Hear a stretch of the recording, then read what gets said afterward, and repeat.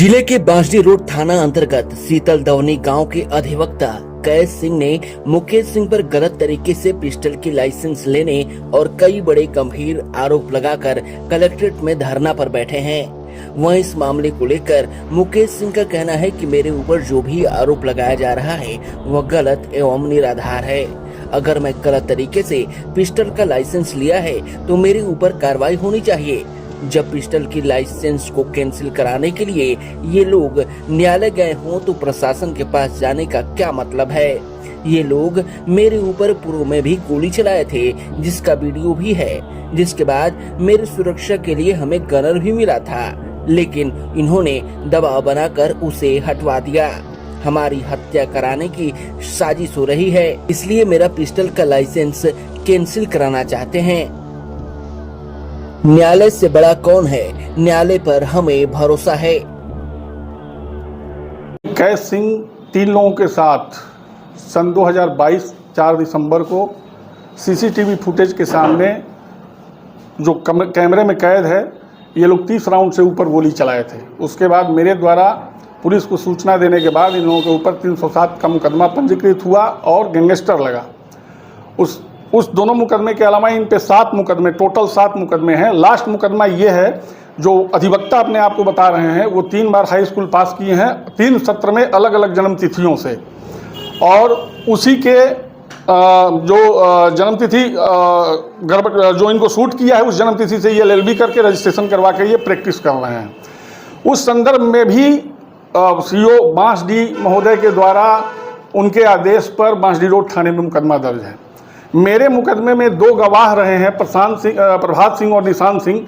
इन दोनों लोगों पर हमला हुआ यही लोग किए, लेकिन ये वकील थे इसलिए उन पे मुकदमा नहीं हुआ, उनके भाई पे मुकदमा पंजीकृत हुआ।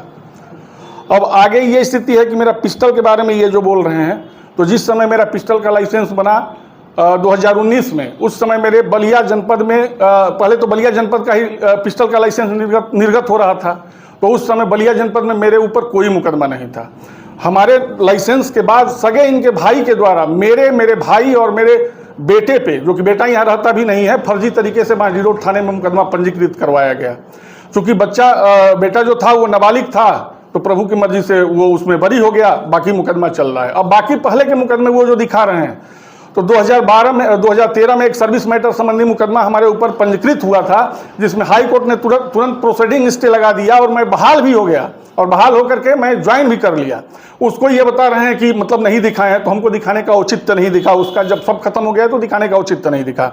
हाई कोर्ट की प्रोसीडिंग स्टे की कॉपी मेरे पास है।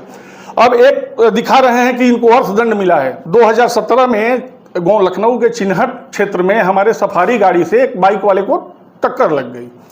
वो अपने घर चला गया, मैं अपने घर चला आया। उसका सम्मन हमको 2024 में मिला। सम्मन मिलने के बाद मैं कोर्ट जा करके कचहरी से, मैंने आदमी भागता है कि भाई इसको खत्म करें, तो उसमें 700-750 रुपये का अर्थदंड लगा और मैंने जमा करके अपना प्रिंट छुड़ा लिया। अब ये बताइए कि जो हमको मुकदमा पता नहीं है, जिस मुकदमे में न्यायालय के द्वारा हमको कभी सम्मन नहीं मिला है, उस मुकदमे का ये जिक्र कर रहे हैं, हमको दिखा दें कहीं न्यायालय कचहरी से निकाल करके हमको सम्मन मिला है। तमाम मुकदमे, अच्छा 20 मुकदमे 21 मुकदमे बताते हैं, इटावा मैनपुरी। हम कह रहे हैं कि सबसे बड़ा तो ये अपराध ये है कि आप एलिगेशन इतना फर्जी लगा रहे हैं जिसकी कोई सीमा नहीं है।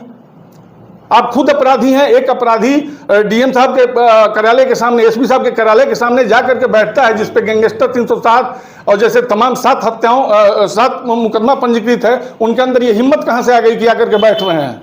और रही बात, तो हमारी जांच करवा लें, हाईकोर्ट की प्रोसीडिंग स्टे की कॉपी देंगे हम। जब प्रशासन का कोई भी अधिकारी हमसे मांगेगा तो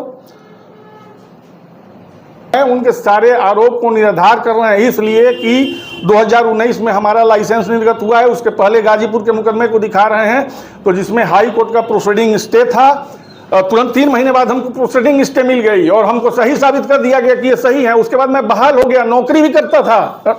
उसके बाद वो इस तरह घेरा जाए कि ये 307 जो ट्रायल पे होने वाला है, ट्रायल चल रहा है, उस मुकदमे से सुलह और समझौता हो जाए। मैं कहीं से गलत नहीं हूं। अगर गलत कहीं पाया जाता हूं तो मेरा पिस्टल का लाइसेंस निरस्त कर दिया जाए, मेरे ऊपर मुकदमा कर दिया जाए, स्वीकार है। लेकिन 307 और गैंगस्टर जो भी हमारे द्वारा मुकदमा उन पर पंजीकृत है, मैं कभी उससे पीछे नहीं हटूंगा और न्यायालय पे हमको पूर्ण विश्वास है।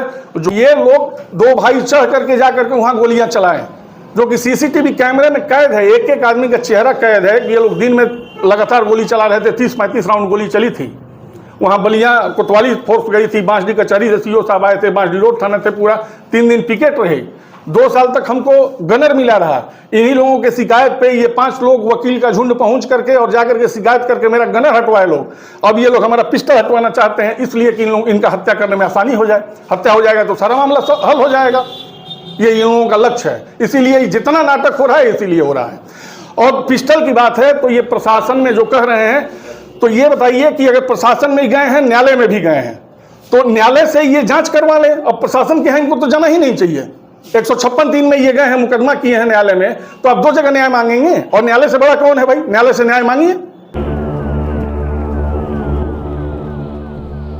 यूपी 60 न्यूज के लिए बलिया से विवेक जायसवाल की रिपोर्ट।